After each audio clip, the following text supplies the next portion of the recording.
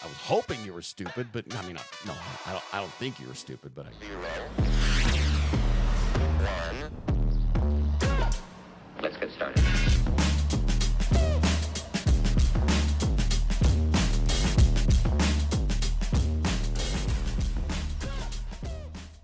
Dealer won't send me a contract in advance. Is that normal? Well, hi. I've been talking with the dealership about what I consider to be an excellent lease deal. They sent me a photo of a printout that showed the MSRP, their price, fees, residual value, how much I would be paying up front, and the monthly payments. I'm happy with all of those terms. They're better than what was advertised online. Wow. Gosh, sounds so simple so far. The dealership is 2+ hours away from me, and I just moved to a new city for a new job. So I don't have anyone I feel comfortable asking to drive that far with me to get the car. So I'd be taking a $200 plus, 2-hour plus Uber. I'm totally fine with that expense, but I have to be 100% sure I'm driving away in that car. I cannot be stranded in this city and have to take another Uber back. Okay, absolutely reasonable. Any adult would come to that same conclusion. I just told them I just need to review the contract before I come to the dealership. They keep saying they don't even know what that means. They already sent me the numbers. Are we not on the same planet? Are we not speaking the same language? Because that sounds pretty simple. Hi, I just need to read the contract I'm going to sign. Oh, what does that mean? Oh, it means the paperwork that I have to sign? I just want to read all that before I sign it. Could you send that to me? I'll know what you mean. I've never leased a car before, but I do deal with money and contracts for a living. Maybe that could be the problem.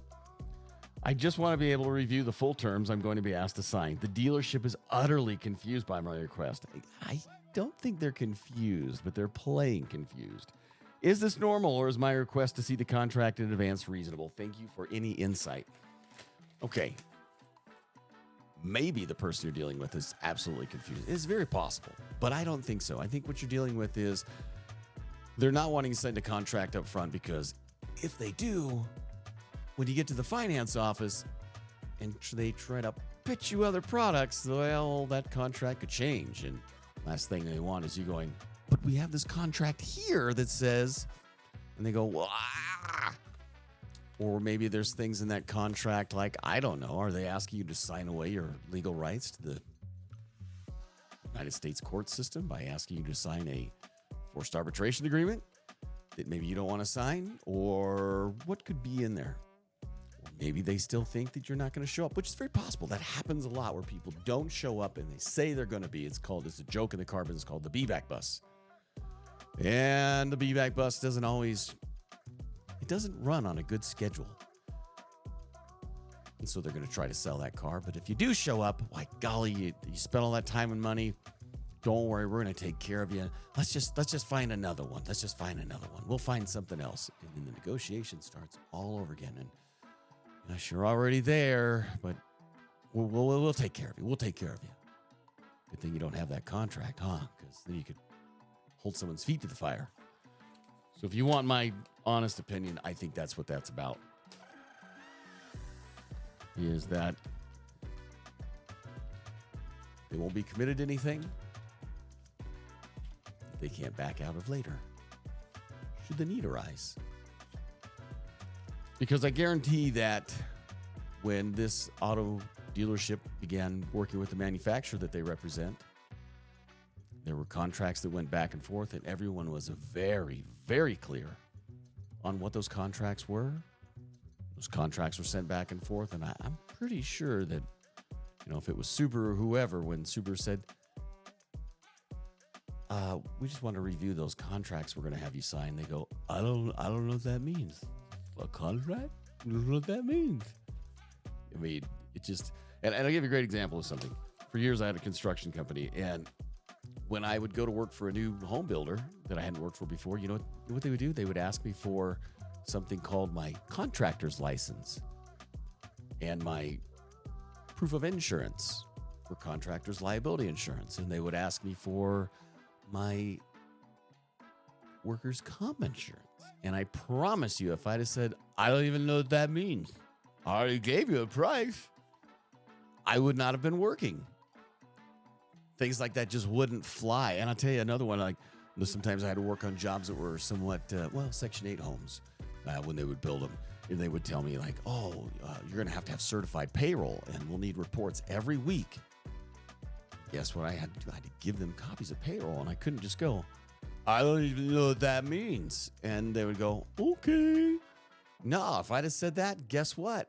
Well, you won't be working here today. You're done. We'll find another company to take your place. I mean, that's just the way that is. When they had their building constructed, I guarantee they didn't tell their contractor, we'd like to see the contract about what the scope of work's going to be. And the contractor goes, I don't know what you mean. You said I could make the building. And they go, okay, go ahead and build it. It didn't work that way. I mean, this is how business is done, is through contracts and reviewing them before you sign them. Oftentimes with a lawyer as an intermediary. So and this person knows this. I mean, if that's what they do, is I deal with money and contracts for a living. Why would this be any different? It shouldn't be that difficult. I don't know why I can imagine why. It just reminds me of there was a movie I really like called The Hard Way with James Woods, LL Cool J, and Michael J. Fox. And then the bad guy in the movie, the serial killer, was the guy that played the bad guy Colonel in Avatar. And there's a scene where he's holding this hostage, and James Woods is trying to talk to him. He's like, okay, well, hey, maybe we can work something out. You want to be a cop? Maybe I can put in a good word for you. And the guy goes, Detective, do you think I'm stupid or something? And he goes, well, no, I mean, I was hoping you were stupid, but I mean, no, I don't think you were stupid, but I was hoping you were stupid. That's kind of what this reminds me of. Well,